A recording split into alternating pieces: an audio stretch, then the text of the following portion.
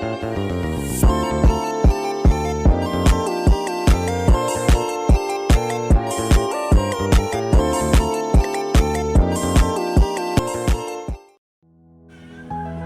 di sini kita akan melakukan praktikum tentang jenis dan bentuk gelombang. Di sini kita akan menggerakkan selingkih ke kanan dan ke kiri dengan cepat.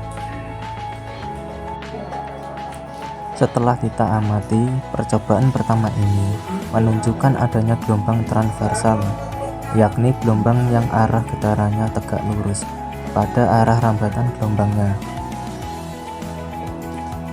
Gerakan naik turun yang terjadi pada selingkih ini merupakan demonstrasi dari gelombang transversal yang berbentuk bukit dan lembah seperti pada gambar.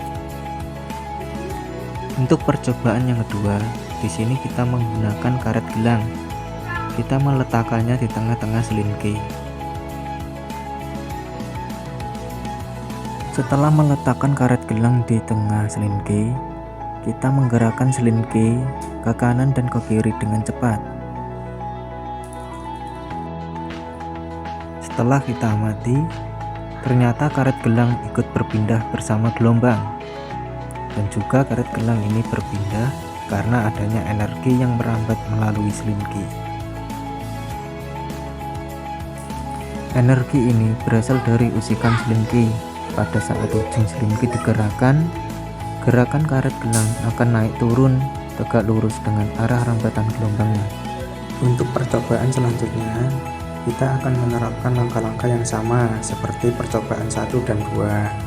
Tapi di sini kita mengganti selingkih menggunakan kabel listrik dengan menggerakkannya ke kanan dan ke kiri. Selanjutnya, kita akan meletakkan karet gelang ini di tengah-tengah kabel. Lalu kita akan menggeser kabel ini ke kanan dan ke kiri. Setelah kita amati, ternyata hasilnya berbeda dengan selingkih. Bedanya pada kabel listrik tidak muncul gelombang. Hal ini terjadi karena kabel listrik lebih kaku dan berat dibandingkan dengan selingkih, sehingga energi getar tidak dapat merambat secara efisien di sepanjang kabel. Karet gelang hanya menunjukkan getaran lokal, bukan rambatan gelombang transversal. Selanjutnya kita akan mencoba menggantikan kabel listrik dengan benang kasur.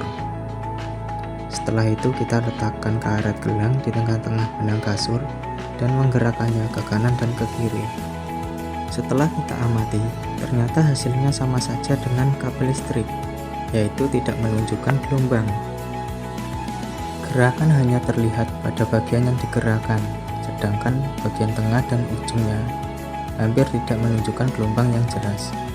Untuk percobaan yang selanjutnya, kita akan menggunakan selingkih lagi, tetapi di sini arahnya berbeda. Kita akan usik ke depan dan ke belakang. Pada percobaan ini, ternyata arah usikannya sejajar dengan arah rambatannya. Ini yang disebut dengan gelombang longitudinal, yakni gelombang yang arah getarannya sejajar pada arah rambatannya. Gelombangnya di mana terjadi renggangan dan rapatan seperti pada gambar.